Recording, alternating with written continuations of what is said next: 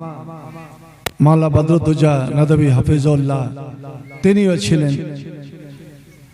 আমি ওনার চেহারার দিকে দেখে বড় মর্মাহত হলাম, কষ্ট পেলাম যে বাবা যে টাকাটা বের করে দিচ্ছে মৃত্যু ছেলের উদ্দেশ্যে।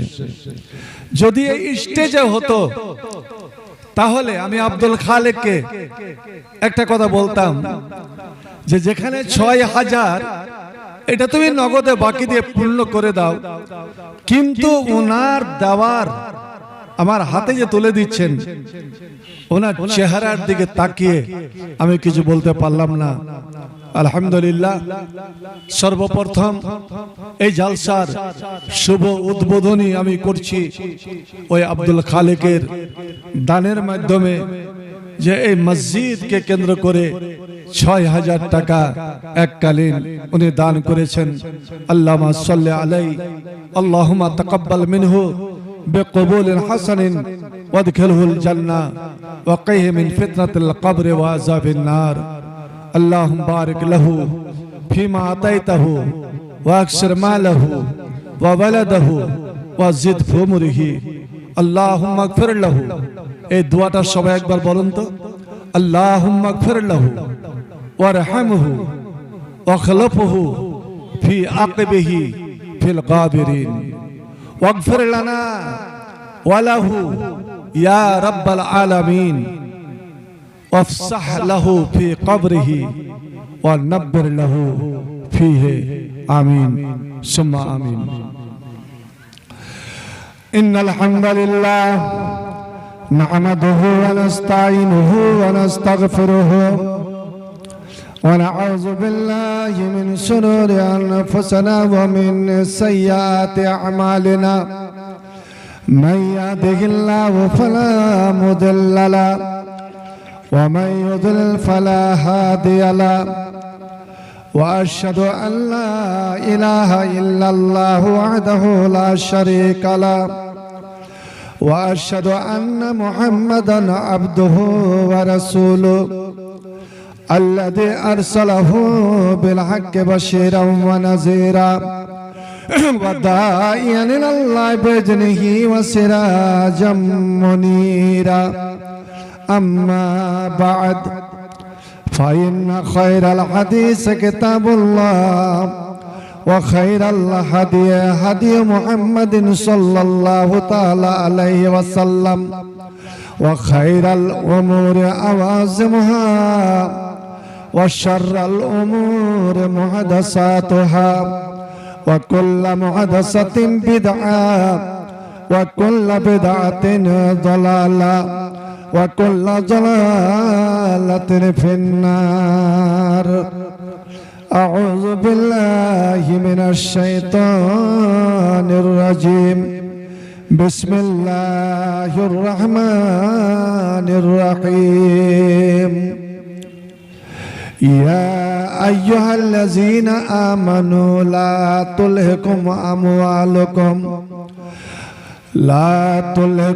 أموالكم ولا أولادكم عن ذكر الله ومن يفعل ذلك فأولئك هم الخاسرون. وأنفقوا مما رزقناكم من قبل أن يأتي أحدكم الموت فيقول رب لولا أخرتني إلى أجل قريب فأصدق وأكن من الصالحين. بسم الله الرحمن الرحيم. يا أيها الذين آمنوا كونوا أنصار الله كما قال عيسى ابن مريم للحواريين من أنصاري إلى الله قال الحواريون نحن أنصار الله فآمنت طائفة من بني إسرائيل وكفرت طائفة فأيدنا الذين آمنوا على عدوهم فأصبحوا ظاهرين. بسم الله الرحمن الرحيم. ইয়া আইয়ুহাল্লাযীনা আমানু ইন তানসুরুল্লাহ ইয়ানসুরকুম ওয়া ইউসাব্বিত আকদামাকুম ওয়া ক্বালা আন-নাবিয়্যু সাল্লাল্লাহু আলাইহি ওয়াসাল্লাম ক্বালা আল্লাহু তাআলা আনফিক ইয়া ইবনা আদম أنفق عليك وقال ما من يوم يصبح العباد فيه إلا ملكان ينزلان فيقول أحدهما اللهم آت منفقا خلفا وقال الآخر اللهم آتِ ممسكن تلفا رب اشرح لي صدري ويسر لي أمري واحلل عقدة من لساني يفقهوا قولي رب زدني علما رب زدني علما رب زدني علما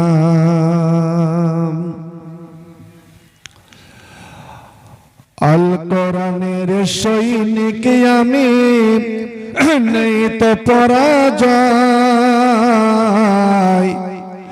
এক আল্লাহর গোলাম আমি এই তো পরিচয় আল কোরআনের সৈনিক আমি নেই তো পরাজয়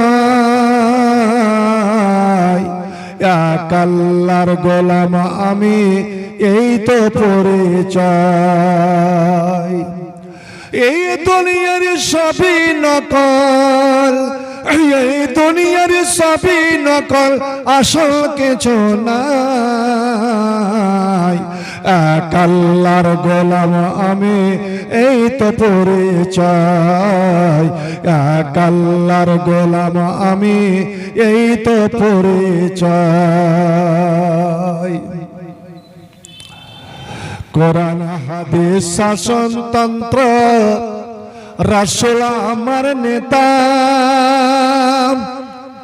কোরআন হাদিস শাসনতন্ত্র রাসূল আমার নেতা উৎসব আমার চির আমলান ইতিহাস বীর গাথা এক আল্লাহ ছাড়া আমার দিলে এক আল্লাহ ছাড়া আমার দিলে ভয় তো কারো নাই এক আল্লাহর গোলাম আমি এই তো পরিচয় এক আল্লাহর গোলাম আমি এই তো পরিচয় আল কোরআনের সৈনিক আমি নেই তো পরাজয় এক আল্লাহর গোলাম আমি এই তো পরিচয় জলসায় আসছে গাড়ি নিয়ে জায়গাটা বলবো না মালতীপুর আর এনায়েতপুরের মধ্যে রাস্তার ধারে বেশ জাম গাড়িটা একটু স্লো করলাম মিটিং হচ্ছে আওয়াজ ভেসে আসছে আপনারা সচেতন হন সাবধান হন এবারের ভোট বেঁচে থাকার ভোট এই ভোটটা যদি ঠিকভাবে আপনারা সঠিক জায়গায় না দেন তাহলে বাংলার মাটিতে বাঁচতে হবে না বলেন তো ভাই এই কথাটা ঠিক না বেঠিক আপনারা উত্তরটা চাই আপনাদের কাছে আমি যদি সঠিকভাবে ভোটটা প্রয়োগ না করতে পারি তাহলে আমি বাংলার মাটিতে আর বাঁচব না এ মরণ আর বাঁচন জীবন মরণ কার হাতে আপনারা বলেন যদি বলেন মরণ আর জীবন কার হাতে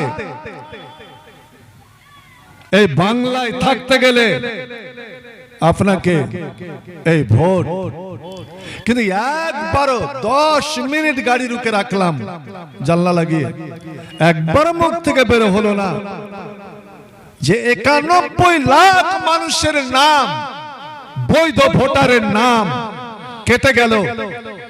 আপনাদের ফাইনাল লিস্ট বেরিয়েছে দেখবেন, আন্ডার জুডিশিয়ালে যারা ছিল এবার ওখানে ডিলিট করছে, বলছে কি এই জুডিশিয়াল ম্যাজিস্ট্রেটের মাধ্যমে এটা কাটা হয়েছে। এবং দেখা যাচ্ছে কোন এক জায়গায় 90, 91, 95% মুসলমান, তো 91 জনেরই নাম কেটে গেছে। ভাই আমার একবার উল্লেখ করছেন না, যেখানে ভোটার নাই ভোটটা হবে কেমন করে? এদের আগামীতে কি অবস্থা হবে, এদের কি ব্যবস্থা? ভাই আমার, আর দেখছি মধ্যে মধ্যে মুসলমানেরা নারাও দিতে আছে, ইনকিলাব জিন্দাবাদ, বন্দে মাতরম বলে।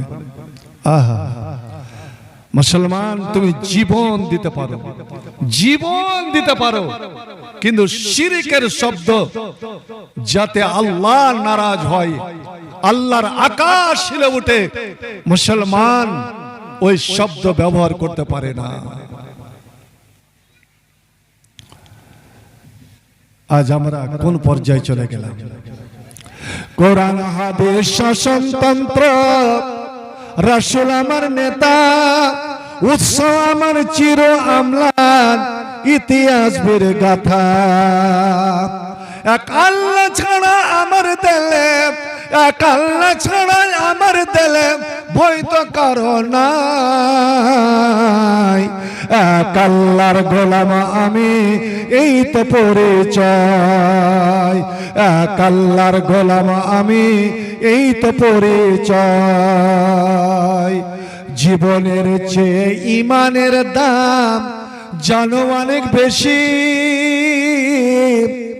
তবে কেন ইমান রেখে জীবন নিয়ে খুশি? ইমানের জীবনের চেয়ে ইমানের দাম জানো অনেক বেশি, তবে কেন ইমান রেখে জীবন পে খুশি? তোর ইমানের মাঝে আছে, তোর ইমানের মাঝে আছে মুনাফিকের জয়। এক আল্লাহর গোলাম আমি, এই তো পরিচয়। আল কোরআনের সৈনিক আমি, নেই তো পরাজয়। এক আল্লাহর গোলাম আমি, এই তো পরিচয়। মুসলমান, আমার ইমানের একটা অংশ এটাই যে আমার জীবন আমি আল্লাহর হাতে সঁপে দিয়েছি। আল্লাহ যতদিন আমাকে রাখবেন, কেউ আমার একটা চুল ব্যাখ্যা করতে পারবে না। আল্লাহ যদি আমার জীবন লেখা রাখে, দুনিয়ার কোন শক্তি আমাকে বাঁচাতে পারবে, আমাকে মারতে পারবে না। এটাই তো হযরত ইব্রাহিম বলেছিলেন, ইন্না সলাতি ওয়া নুসুকি ওয়া মাহইয়ায়া ওয়া মামাতি লিল্লাহি রাব্বিল আলামিন। আমার সব কিছু বিশ্বপ্রভু আল্লাহর জন্য, আমার জীবন তার হাতে, আমার মরণ তার হাতে, আমার ইবাদত তার জন্য, আমার দান, আমার কুরবানি, আমার মসজিদ সব কিছু তারই জন্য। অতএব এই নমরুদের আগুন দেখে আমি কেন ভয় করব? এই আগুন আমার জীবন নিতে পারে? এ তো আমার রব নয়, এ তো আমার মালিক নয়, আমার জীবনের মালিক আল্লাহ।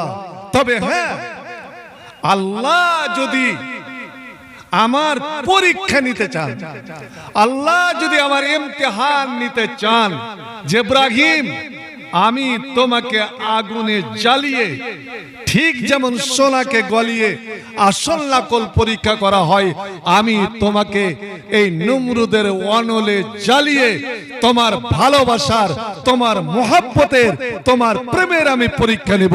জিবরিল, তুমি আমার মালিক মাবুদ আল্লাহকে গিয়ে বলে দাও, আল্লাহ শতবার তোমার প্রেমিক ইব্রাহিম, তোমার ভালোবাসি ইব্রাহিম নমরুদের আগুনে ঝাঁপ দেবে, জীবন দিয়ে দিবে, নিজেকে জ্বালিয়ে দিবে, শুধু এইটুকু চাই যে জীবনের বিনিময়ে আল্লাহ তুমি তোমার প্রেমিক তোমার ভালোবাসা ইব্রাহিমের প্রতি তুমি সন্তুষ্ট হয়ে যাও। আমি কিছুই চাই না আল্লাহর কাছে, আমি জীবন দেব, আগুনে জ্বালিয়ে দেব, কিন্তু আমার রব আমার জন্য খুশি হয়ে যায়। বন্ধুরে আমার, ঈমান এত বড় জিনিস, ঈমান এত বড় দৌলত।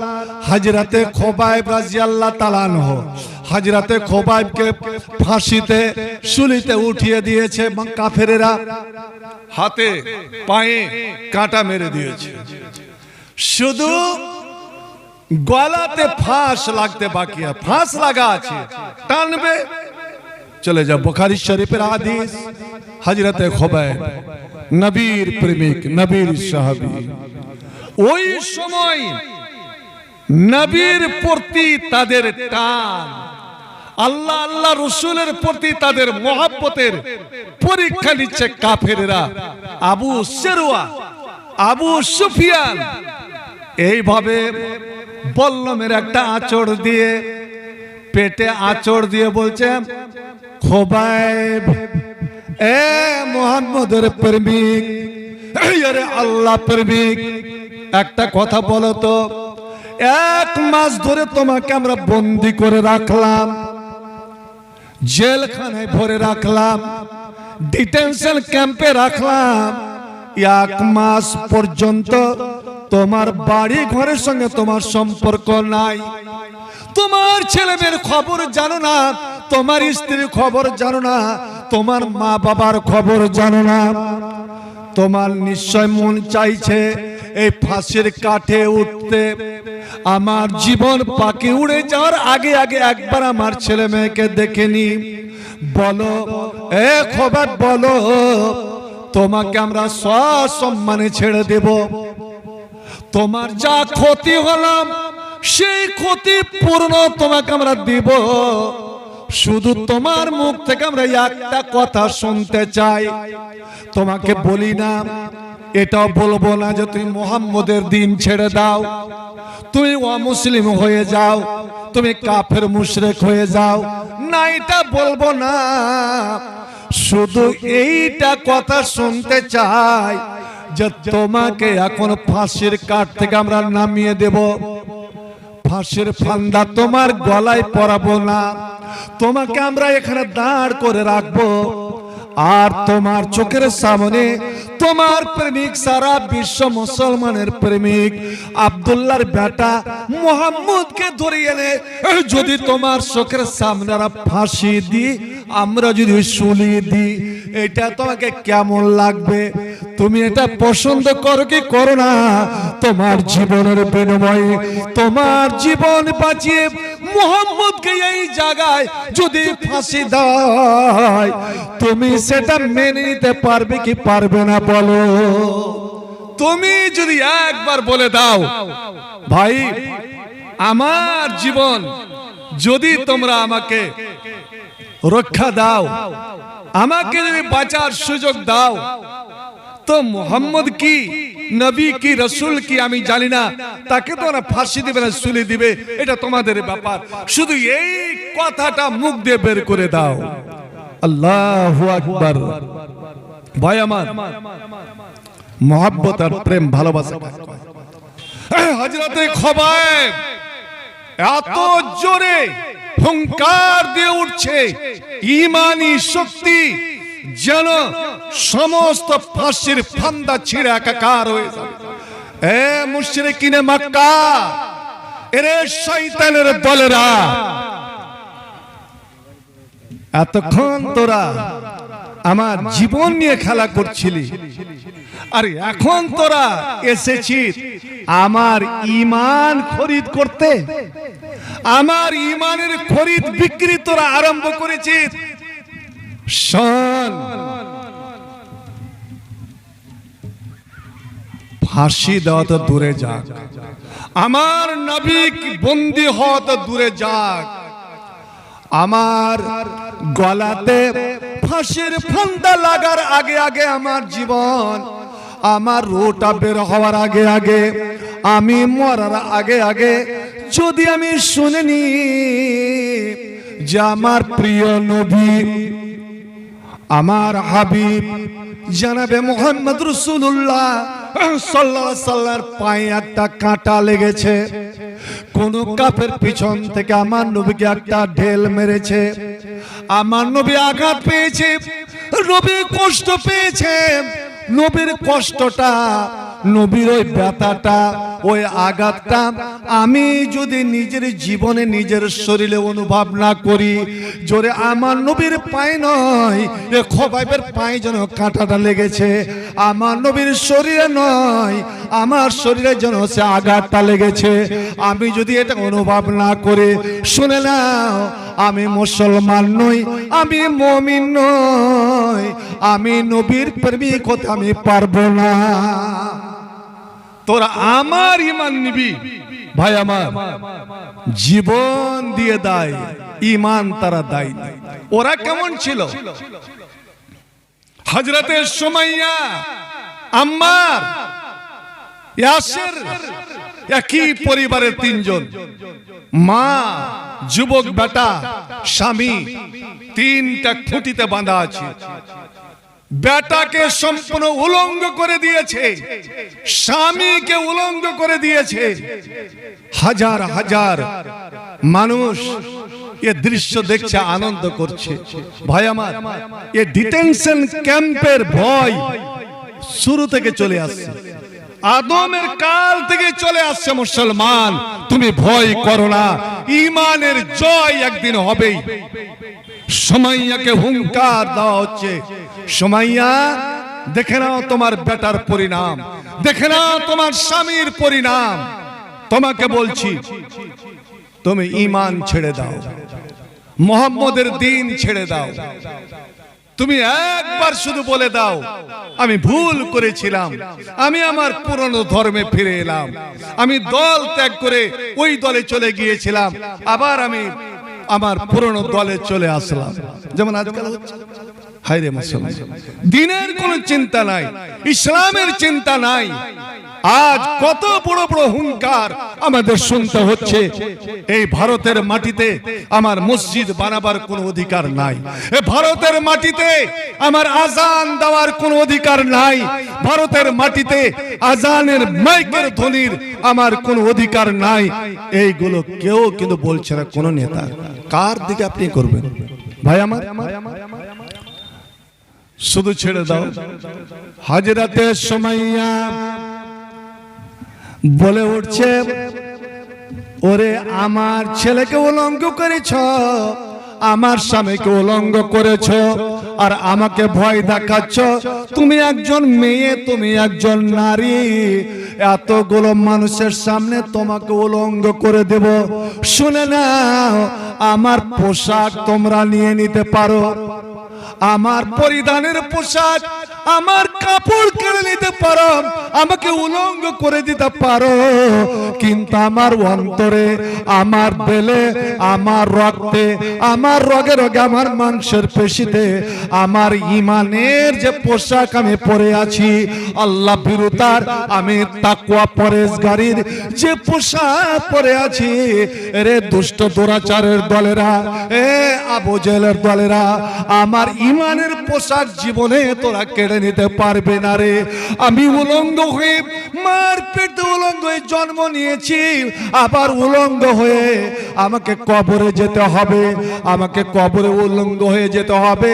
ও এবং কিয়ামতের কোটে, হাসরের মাঠে আমাকে সকলকে উলঙ্গ হয়ে যখন উঠতে হবে, আল্লাহ আজ যদি আল্লাহর জন্য, আল্লাহ রাসূলের জন্য, দ্বীনের জন্য যদি উলঙ্গ হয়ে যেতে হয়, ওরে আমি পরোয়া করি না, আমি ভয় করি না যে আমি তো, আমাকে উলঙ্গ করিও না, আমাকে ন্যাংটা করিও না, আমি তোমাদের দিনে ফিরে যাচ্ছি, এটা কষে কারা তোমরা আমার ব্যাপারে চিন্তা করিও না।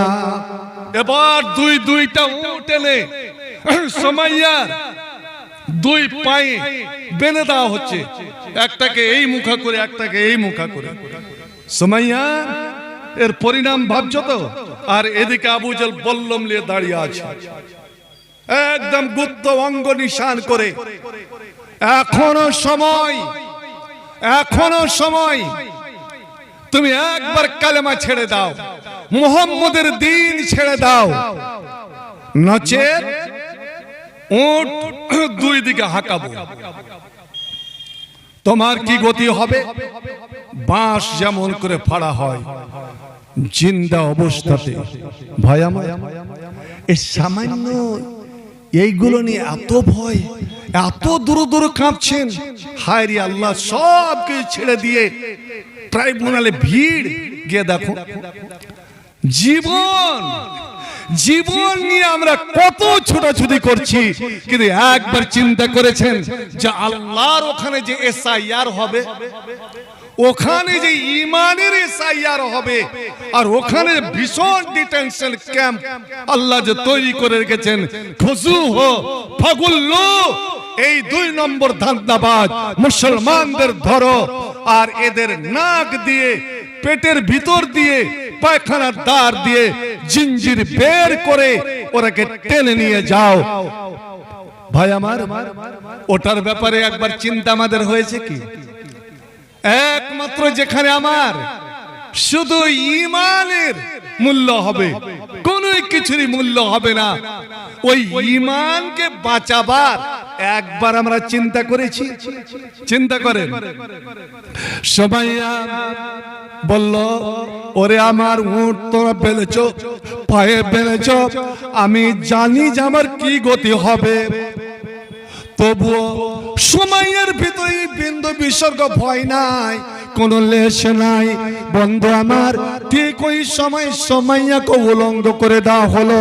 একবার চিন্তা করেন, যুবক ছেলে, নওজোয়ান ছেলের সামনে মা উলঙ্গ, মায়ের সামনে বেটা উলঙ্গ, ওরে বেটার সামনে বাপ উলঙ্গ, আর হাজার হাজার মানুষ, হাজার হাজার দুষ্ট দুরাচারেরা এই দৃশ্য দেখছে। বন্ধুরে আমার, ইসলামের জন্য কত না যন্ত্র সহ্য করতে হয়।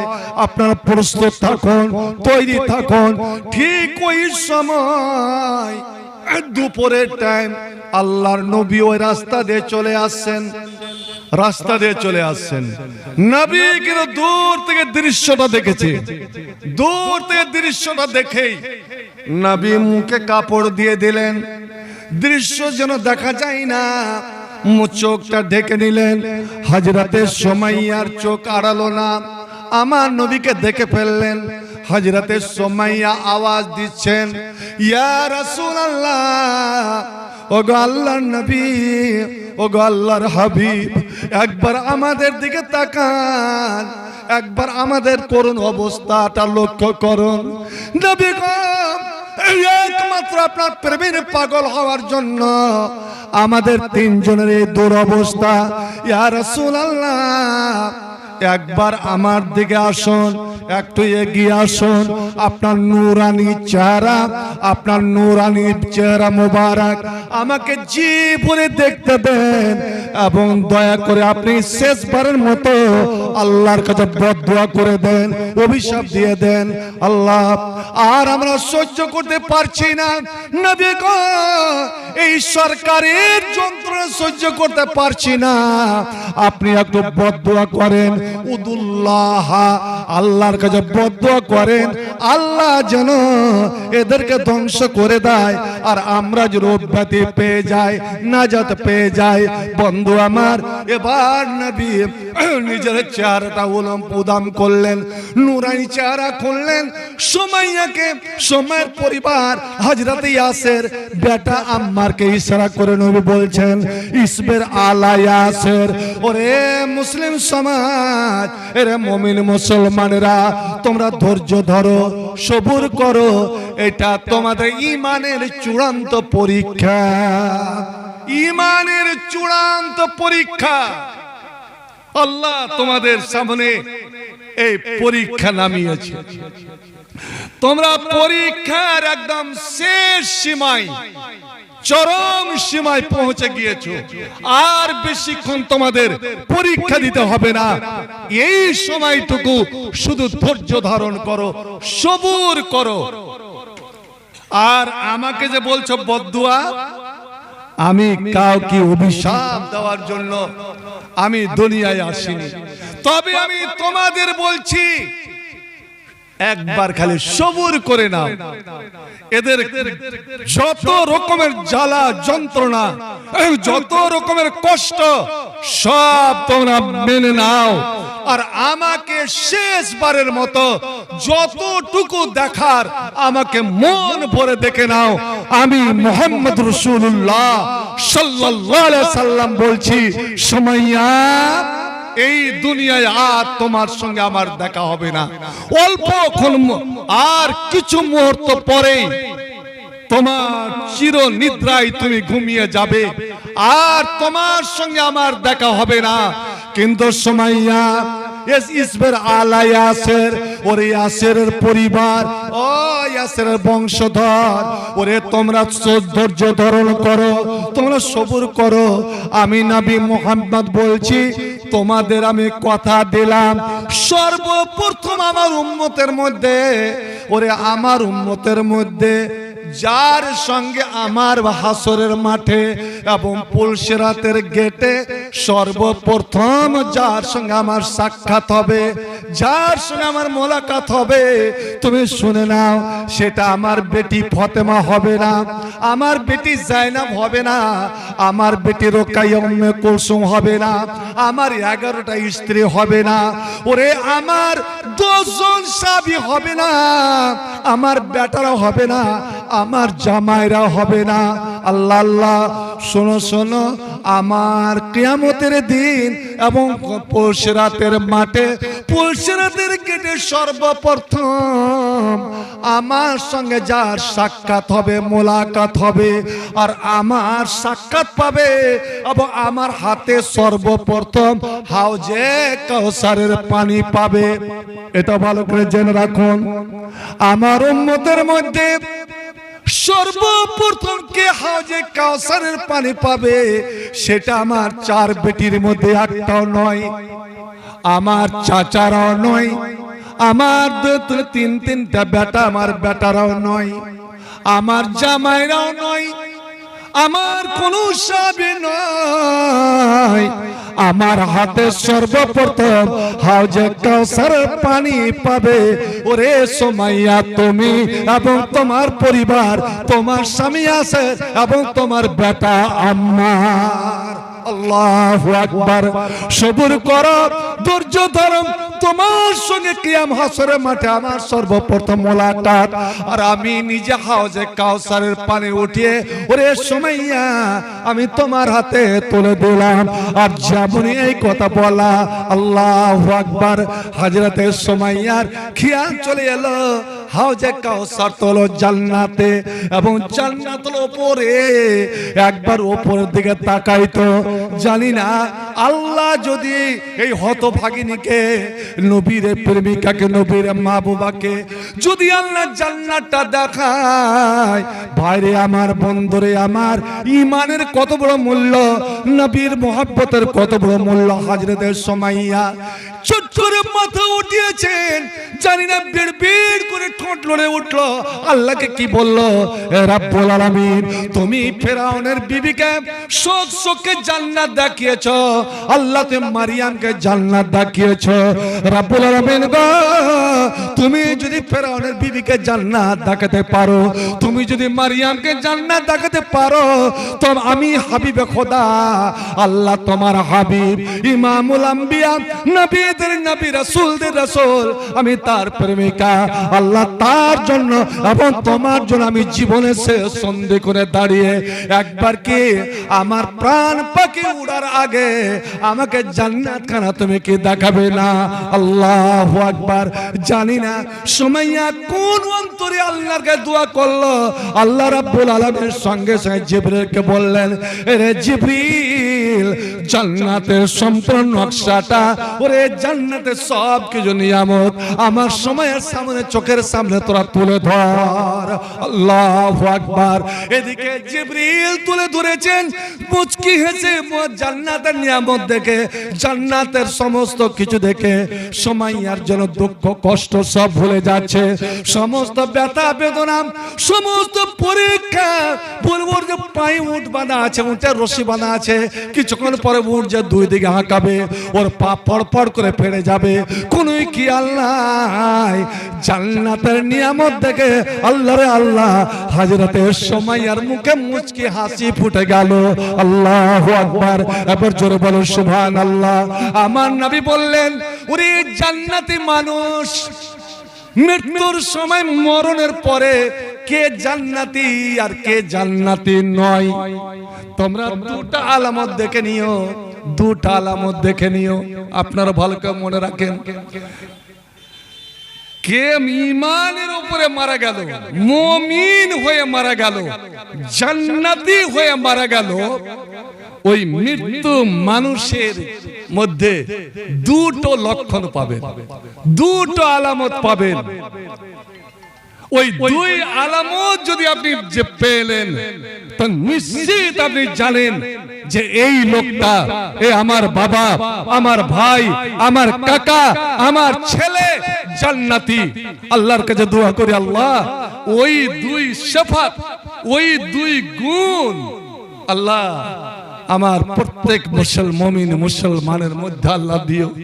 মৃত্যুর পর মৃত্যুর সময়ে এই দুইটা লক্ষণ, এই দুইটা আলামত যেন আমাদের ফুটে ওঠে। একবার সকলে বলুন আল্লাহুম্মা আমিন। বলতে পারবেন কোন দুই আলামত? ঈমানের পরিচয়, মুমিনের পরিচয়, জান্নাতি মানুষের পরিচয়। পরে বলছি। হযরতে সুমাইয়া এদিকে হেসেছে আর ওইদিকে উট দুই দিকে হাঁটা, একটা আওয়াজ হলো, শব্দ হলো, ওই বাঁশ যে ফাড়ায়, বাঁশ যে ফাটায়, বাঁশ যে ফটফট করে শব্দ হয়। আবার দেখেছেন গিরাতে যখন দাওটা আটকে যায়, তখন আবার হাতুড়ি এভাবে মারে। ঠিক সুমাইয়ার পা ফটফট করে উঠেছে। আর ওই সময় দুষ্ট দুরাচার মালাউন ফেরাউন হাজিল উম্মা, এই উম্মতের ফেরাউন সজরে বলল, মারলো মা সুমাইয়ার গুপ্ত ভঙ্গে। ভাই, জান্নাত সহজ ব্যাপার নয়, ঈমান সহজ ব্যাপার নয়। জান্নাত চাইতে হলে আপনার যেমন জানের কুরবানি, জীবনের কুরবানি, সঙ্গে সঙ্গে আপনাকে অর্থের কুরবানি লাগবে। আজ আমরা আমার জীবন কি করে বাঁচবে, আমি কি করে এখানে টিকবো, কি করে আমি বাংলাদেশের আমাকে পুশব্যাক না হতে হয়, আমাকে ডিটেনশন ক্যাম্পে যেন না যেতে হয়, এরই ফিকির আমার ঈমান থাক বা যাক, আমাকে চির জাহান্নামে যেতে হোক, ওদিকে আমার কোনো ফিকির নাই। এটাই হলো নিয়ম। ঈমানের চেয়ে, জীবনের চেয়ে ঈমানের দাম জানো অনেক বেশি। তবে কেন ঈমান রেখে জীবন পে খুশি? তোর ঈমানের মাঝে আছে, তোর ঈমানের মাঝে আছে মুনাফিকের জয়। এক আল্লাহর গোলাম আমি, এই তো পরিচয়। এক আল্লাহর গোলাম আমি, এই তো পরিচয়। গোলাম ভেবে আমরা যে আল্লাহর গোলাম, আমরা যে আল্লাহর দাস, গোলাম ভেবে মাথা ঝুঁকাও নামাজের মাঝে, সে আল্লাহর সঙ্গে বেঈমানি করো সকালে এবং সাঁঝে। আল্লাহু আকবার। ভাইরে আমার, আজ আপনার কাছে চিঠি আসছে, খামে ভরা চিঠি। আমার কাছে এমন এমন মেসেজ আসছে, আল্লাহ রে আল্লাহ, জানি না এই নম্বর কেমন করে পাই, আমি প্রকাশ করতে চাই না। আপনি শুধু একটু বয়ান দেন, একটু শুধু বয়ান দেন। আপনি যেটা অফার করেন, যত টাকা চাইবেন সঙ্গে সঙ্গে আপনার এতে ঢুকে যাবে। শুধু একটা আপনি সোশ্যাল মিডিয়াতে বয়ান দেন, বিভিন্ন দেখতে অফার আসছে। কিন্তু আল্লাহ, কিন্তু আমার মনে হলো বন্ধুরে আমার সোশ্যাল মিডিয়াতে একটা ভাষণ ভেসে আসছে, আলেমেরকে সাবধান করা হচ্ছে। ও ইমামের দলেরা, রে মুলবির দলেরা, এই জুম্মার নামাজে তোমাদের যে মিম্বারে খুতবা দেওয়া হয়, ওই খুতবাতে যেন উস্কানিমূলক ভাষণ না দেওয়া হয়, উস্কানিমূলক যেন ভাষণ না দেওয়া হয়। আল্লাহর আল্লাহ রাজনীতির নেতা একজন বলছে, আলেম পশ্চিম বাংলার ইমামদেরকে সাবধান করা হচ্ছে, ওরা জুমার খুতবাতে যেন উস্কানিমূলক ভাষণ না দেয়। অর্থাৎ জানিয়ে দেওয়া হলো, গোটা ভারতবর্ষে জানিয়ে দেওয়া হলো এবং সমস্ত রাজনৈতিক দলকে জানিয়ে দেওয়া হলো যে মুসলমান আলেমেরা, মৌলবীরা, ইমামেরা এরা উস্কানিমূলক ভাষণ দিয়ে থাকে। নাউজুবিল্লাহ। বন্ধু আমার, কোন আলেম, কোন নায়েবে রাসূল, নবীর প্রতিনিধি ওরে উগ্রতাকে মান্যতা দেয় না, উস্কানিমূলক এরা জীবনে ভাষণ দেয়নি, দিবেও না। ইসলাম সেটাকে সমর্থন করে না। আমার ইসলাম হলো শান্তির ধর্ম, আমার ইসলাম হলো ত্যাগের ধর্ম। ওরে তুমি গাল খাও কিন্তু অপরকে তুমি গাল দিও না, নিজে মার খেয়ে নাও কিন্তু অপরকে তুমি মার দিও না। কেউ তোমাকে বদদোয়া করবে, তুমি বদদোয়া করবো না। আমার নবী জীবনে আদর্শ করে দেখিয়ে দিয়েছেন।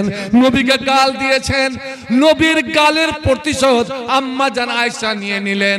ওরে ইহুদির পেটে ইহুদি, আমার স্বামীকে গাল দিছিস, ওরে তুই মর, তোর বংশ ধ্বংস হয়ে যাক, তোর সারা শরীরে পোকা পড়ুক।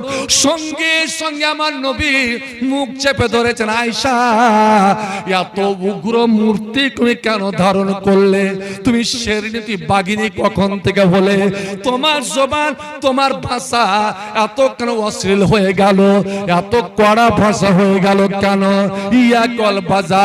ওরে আয়েশা, যদি তুমি জান্নাত নিতে চাও, এ মুমিন মুসলমানেরা, তুমি যদি জান্নাত নিতে চাও, আল্লাহর প্রিয় ভালোবাসা হতে চাও, তো নিজের ভাষাকে সংশোধন করে নাও, নিজের ভাষাকে মিষ্টি করে নাও, নিজের জবানকে তুমি মিষ্টি করে নাও।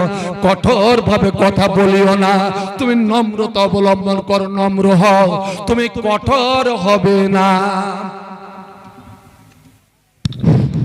আসসালামু আলাইকুম। আমাদের যে ওই খাওয়ার ব্যবস্থা আছে, এর আগে ডেলিগেট ফি ছিল 130 টাকা, ওটাকে পরিস্থিতির সাপেক্ষে 100 টাকা করা হলো। 100 টাকা এখন স্টেজে যান, 130 টাকার পরিবর্তে 100 টাকায় দিয়ে ডেলিগেট কুপন কেটে আপনার খাবারটা গ্রহণ করতে পারেন। আসসালামু আলাইকুম। এক্ষুনি এত তাড়াতাড়ি কমে যায় না বাজি, তো আরো অপেক্ষা করবে, আরো কমবে, যায় না। দেখেন খানাটা যেন নষ্ট না হয়, একটা ওইটা আমার অনুরোধ যে অনেক সময় ধার দিয়ে দান করা হয়, ধার দিয়ে দান করা হয়।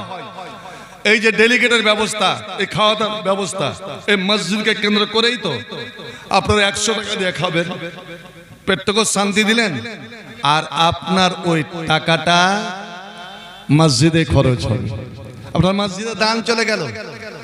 অতএব আল্লাহর ঘরের জন্য, ঘরকে কেন্দ্র করে যেই ভাত মাংস তৈরি হয়েছে, এটা যেন নষ্ট না হয়। আমার এইটুকু অনুরোধ রইল, 100 টাকা হোক বা 120 টাকা হোক বা 30 টাকা হোক, এটা কোনো বেশি নয়, খেয়ে যাবেন, খেয়েও আপনার দান করা হবে। হ্যাঁ, বলছিলাম বন্ধু আমার, হযরতে আয়েশা ওই সময় বলেছিলেন, ইয়া রাসূলুল্লাহ, আলাম তাসমা মা কালা লাকাল ইহুদি, এই ইহুদির বাচ্চা আপনাকে কি বলে গেল, আপনি কি শুনেন নাই? এত বড় গাল দিয়ে গেল, আপনি আমাকে, ওকে কিছু না বলে আমাকে নিষেধ করছেন। আল্লাহর নবী বললেন, আলাম তাসমাই মা কুলতু লাহু, আরে আয়েশা তুমি কি শুনোনি আমি প্রতি উত্তরে কি বলেছিলাম? ও বলেছে আসসালামু আলাইক, তুই মর, আমিও বলেছি ও আলাইক, তোর নিয়ত তোর কাছে, তুই যদি ভালো এতে দিয়ে থাকিস তো ভালোই। এখান থেকে একটা দলিল জেনে রাখুন, কোন অমুসলিম নেতা মাথা এসে যদি আপনাকে সালাম দেয়, আসসালামু আলাইকুম বা আসসালামু আলাইকুম যেমন করি হোক, আপনি আগে বেড়ে কিন্তু ওয়ালাইকুম সালাম বলে মুসাফা করবেন না। এটাই তো মুসলমানের ভুল। একটু যদি কেউ ইনশাআল্লাহ আলহামদুলিল্লাহ সুবহানাল্লাহ লা ইলাহা ইল্লাল্লাহ মুহাম্মদ রাসূলুল্লাহ যদি পড়ে দেয় অমুসলিমরা, তো এরা পট করে এত ভুলে যায় যে দেখো অমুসলিম হয়ে আমাদের কলেমা পড়ছে। আরে যদি এতই কলেমা ভালোবাসা হলো, ইসলাম ভালোবাসা হলো, ওকে চলেন তো বলেন তো যে গোসল করে তোমার সব কিছু আবর্জনা পরিষ্কার করে চলো মসজিদে, তুমি কালেমা লা ইলাহা ইল্লাল্লাহ পড়ে মুসলমান হয়ে যাও। দেখি কতটা দিনকে ভালোবাসে।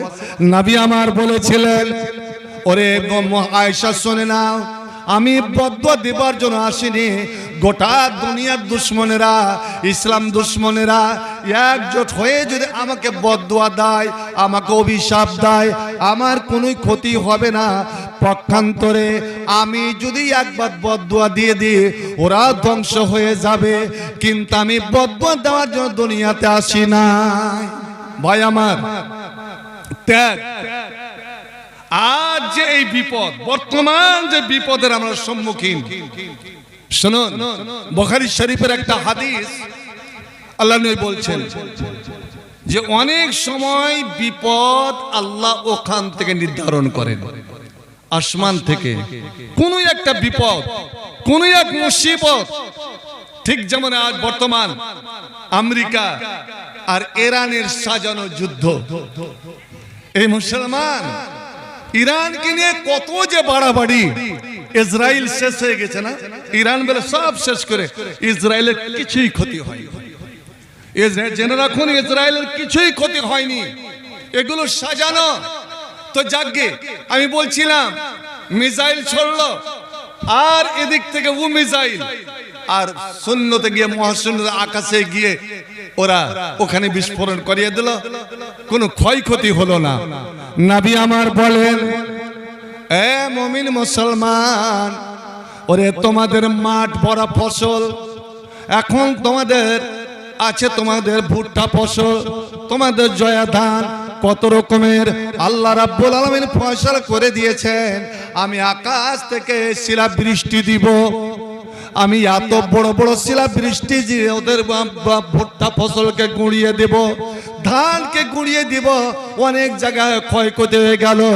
ঠিক যেই সময় ওই শিলা বৃষ্টি, ওই মুসিবত আরম্ভ হবে, ওই সময় আল্লাহর কোন বান্দা দুটা অস্ত্র ব্যবহার করলো, দুটা হাতিয়ার ব্যবহার করলো। একটা হচ্ছে দান আর একটা হচ্ছে দোয়া। এক হচ্ছে দোয়া, এক হচ্ছে দান। আপনি একটা দান বের করে, সাদকা বের করে দিয়ে আল্লাহর কাছে দোয়া করলেন বর্তমান পরিস্থিতি দেখে। বন্ধুরে আমার, নবী বলছেন ওই দান আর ওই দোয়াটা ও আকাশের দিকে ছুটে যায়, আর ঠিক ওই মুহূর্তে ওই মুসিবতটা আকাশ থেকে নেমে আসে। ওরে রাস্তার ফাঁকা জায়গাতে গিয়ে ওকে চেপে ধরে। ফাইওয়াল জহা হাদিসের শব্দ। ওই বিপদটা নিজের শক্তি খাটিয়ে ওই সাদকা, ওই দুয়াকে চাপন দিয়ে জমিনে আসতে চাই যে আমি যাব, আমি মুসলমান এই ক্ষতি করব। ওরে এখন তারা এসআইআর বিপদে আছে, এই নাম যে ডিলিট হয়ে গেছে বিপদে আছে, এই বিপদটাকে আরো বাড়িয়ে দেব, আতঙ্ক বাড়িয়ে দেব। মুসলমান, নবী আমার বলেন, ওরে তোমার দান এবং তোমার দোয়া এত শক্তিশালী রে, যে আল্লাহ যে তকদিরে কতগুলো জিনিস লিখে দেয়, এটা মানুষের কথা যে তকদিরে লেখা নাকি বদল হয় না, তকদিরের লেখা পরিবর্তন হয় না। না না না, তুমি ভাগ্যের লেখাকে যদি পরিবর্তন করাতে চাও, ভাগ্যের লেখাকে যদি বদলাতে চাও, তবে তুই মন খুলে প্রাণ খুলে আল্লাহর কাছে দোয়া করো। মুসলমান, আমার বর্তমান দোয়া করার সময় এসেছে, আপনি মন প্রাণ খুলে দোয়া করেন। বিশেষ করে ওরে মাগরিব এবং আসে ফজরের নামাজের পরে, আর যখন বিছানায় শুইতে যাবেন, আমি বলে গেলাম এই দোয়াটা আপনি 100 বার করে পড়েন, 100 বার করে পড়েন, ইনশাআল্লাহ আল্লাহ আপনার কোন একটা পথ বের করে দেবে। হাসবুনাল্লাহু ওয়া নি'মাল ওয়াকিল, হাসবুনাল্লাহু ওয়া নি'মাল নি'মাল ওয়াকিল আপনি 100 বার পড়েন। আপনি লা হাওলা ওয়ালা কুওয়াতা ইল্লা বিল্লাহ, লা হাওলা ওয়ালা কুওয়াতা ইল্লা বিল্লাহ 100 বার পড়েন। আর একটা দোয়া আমার সঙ্গে পড়েন তো। আল্লাহ পাকের নবী হযরত আসমা বিনত উমাইসকে বলছে, আসমা রে তুমি যতই তুই বিপদে পড়ো না কেন, যতই চিন্তা ভাবনা তোমাকে চেপে ধরুক না কেন, তুমি এই দোয়াটা বারবার পড়ো, বারবার পড়ো, দেখবে তোমার চিন্তা, তোমার ভাবনা, তোমার জীবনের সমস্ত বিপদ আপদকে আল্লাহ কোন দিক দিয়ে যে দূর করে দিবে তুমি বুঝতে পারবে না। ওই দোয়াটা আমার সঙ্গে পড়ুন। আল্লাহ বলেন, যাবে সবাই বলেন, আল্লাহ আল্লাহ লা উশরিকু বিহি শাইয়া, আল্লাহ আল্লাহ লা উশরিকু বিহি শাইয়া, আল্লাহ আল্লাহ লা উশরিকু বিহি শাইয়া। ওরে এই দোয়াটা আপনি 100 বার করেন। বন্ধু আমার আজ থেকে আমল শুরু করে দেন। এবং বন্ধু আমার আপনি আপনার জানের, আপনার মালের আপনি সাদকা বের করেন। এর চেয়ে বড় বিপদ আর কি হতে পারে? আল্লাহ যেখানে আমার মসজিদ আজ বিপদের সম্মুখীন, রব্বুল আলামিন আল্লাহ তুই হেফাজত করো। ওই দিন যেন দেখতে না হয় যে আমার মসজিদের আজান বন্ধ হবে, ওই দিন যেন দেখতে না হয় বাংলার মানুষকে যে আমার ফালাউল মুসলিমিনের মতন মাদ্রাসা, আমার বাগের শাহিনের মতন মাদ্রাসা ওরে বন্ধ করে দেওয়া হবে। যেখানে কোরআনের আওয়াজ শোনা যাবে না, যেখানে নবীর হাদিসের আওয়াজ ভেসে আসবে না, যেখানে আজানের সমুদ্র কণ্ঠ ভেসে আসবে না। বন্ধু আমার এই বিপদ থেকে যদি বাঁচতে চান, এই বিপদ থেকে উদ্ধার পেতে চান, তার উপায় হচ্ছে একমাত্র সাদকা, একমাত্র দান।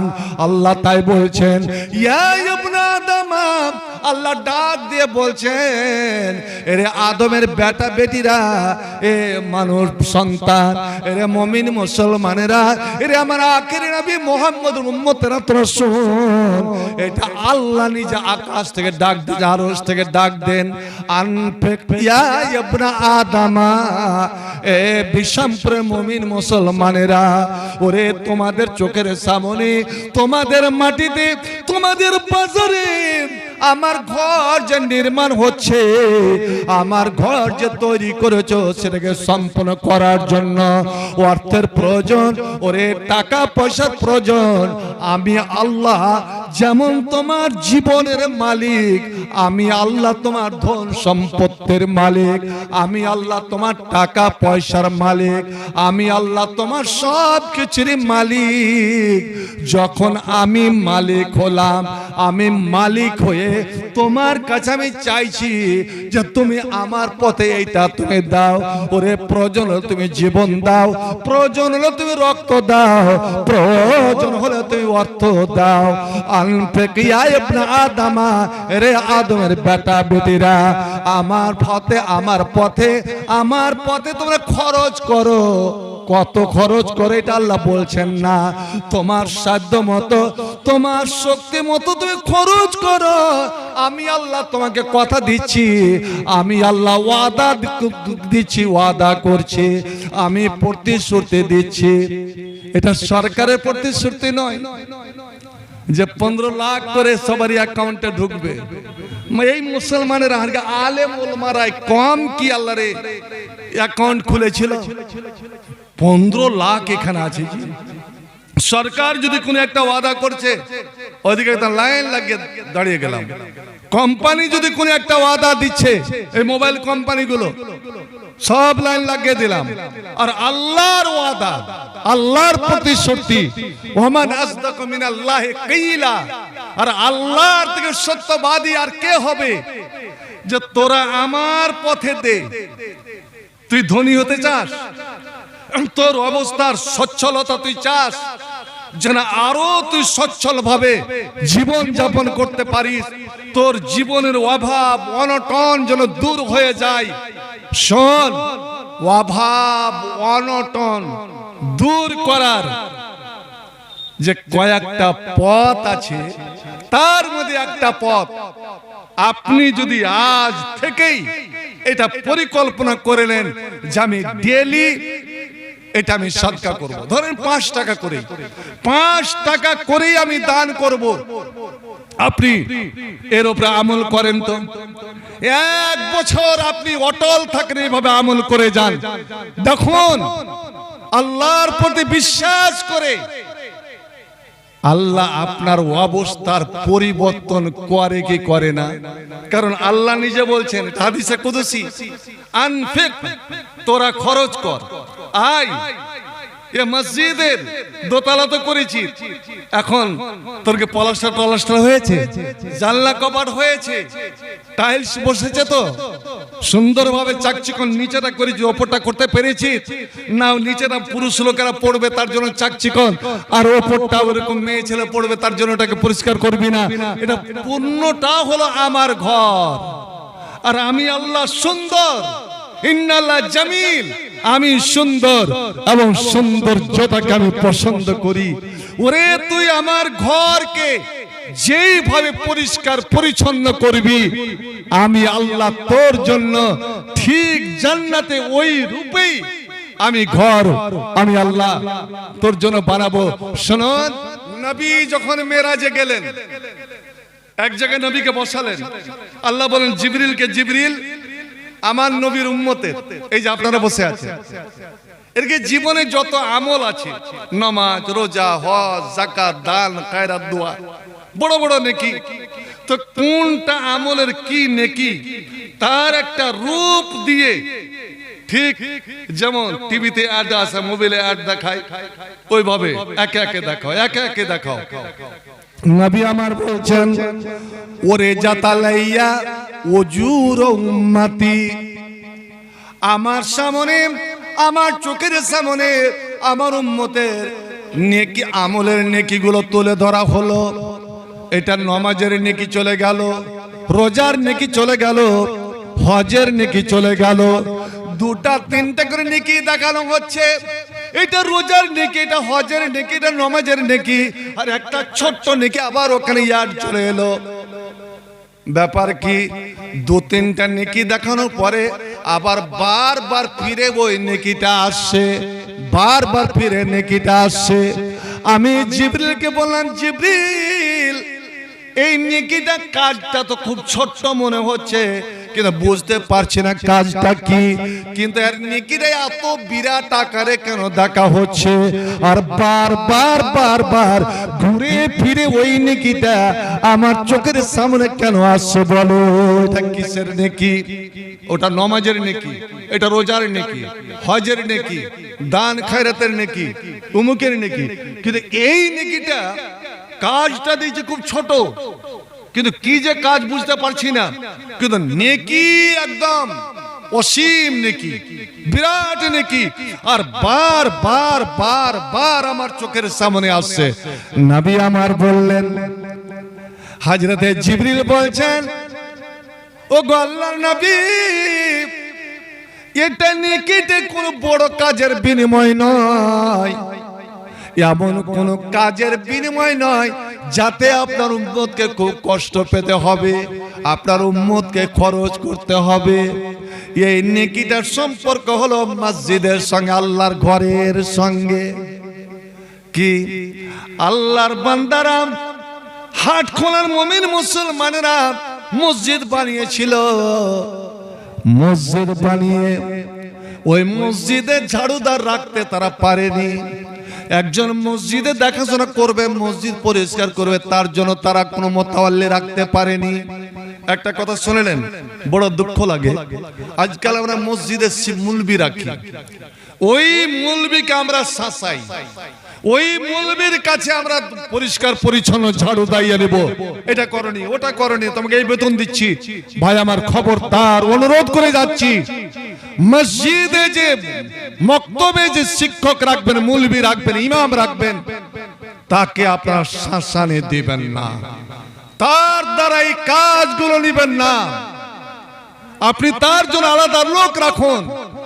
আর যদি আপনি নিজের জীবনের গুনাহ মাফ করাতে চান, আল্লাহর প্রিয় ভালোবাসা হতে চান, তো জীবনে না হলেও একদিন আপনি মসজিদ গিয়ে ঝাড় দেন। নবী আমার বলেন, ও জিবরিল তুমি বলে দাও এই কাজটা কি, আর এর বিনিময় নেকি যে এত বড়, এই এত বড় নেকির কারণটা কি? হযরতে জিবরিল বললেন, ওগো আল্লাহর হাবিব, মাস্টার মাইনুল হক মসজিদে নামাজ পড়তে ঢুকেছিল, আর ঢুকে দেখছে মসজিদের ভিতরে একটা কুটা পড়ে আছে, একটা আবর্জনা পড়ে আছে, যে কোনো জিনিস পড়ে আছে। আর আল্লাহর ঘর আবর্জনা যুক্ত হতে পারে না, আল্লাহর ঘরে ময়লা মাটি থাকতে পারে না, খড় কুটা থাকতে পারে না। ও দেখলো ওখানে ঝাঁটা নাই, ঝাড়ু নাই, কিছুই নাই। ওরে নিজের হাতে, নিজে হাততাল কাজা ওই খড়কুটাটা, ওই আবর্জনাটা কোনো ঘৃণা মনে করলো না। এটা আল্লাহর ঘর, আল্লাহর ঘর, এটা আল্লাহর অফিস, ওরে আল্লাহর সাক্ষাতের জায়গা, আল্লাহকে পাওয়ার জায়গা, যেখানে বান্দা এবং আল্লাহর মোলাকাত, আল্লাহর কথা হয়। এখানে আমি এই আবর্জনা রাখবো না। ও করলো কি, নিজের হাতে ওই কুটাগুলো, খড় কুটাগুলো, ওই আবর্জনাগুলো ধরে ধরে ধরে ধরে ও বাইরে গিয়ে নিক্ষেপ করে এলো, বা এইভাবে হাত মারতে মারতে বাইরে ফেলে এলো। ইয়া রাসূলুল্লাহ, আল্লাহর বান্দা আল্লাহর ঘর থেকে নিজের হাতে যে আবর্জনা পরিষ্কার করলো, আল্লাহ রাব্বুল আলামিন ওকে এতই ভালোবেসে নিল। ওরে আমার ঘর কেউ আপন মনে করলো, আমার ঘরকে এত